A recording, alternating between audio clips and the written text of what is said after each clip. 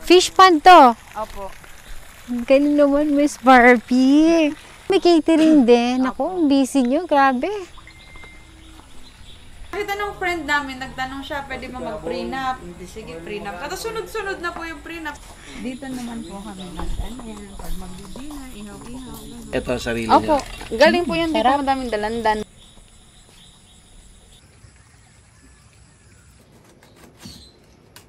Ito na po, sir, yung dalan.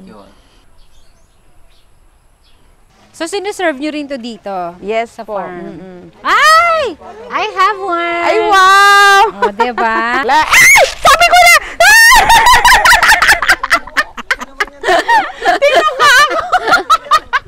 Mainit. Kalalabas lang eh. Bakit ang iliit? Kita liit. Yung mga pwedeng gawin dito sa kanilang farmhouse. Yeah.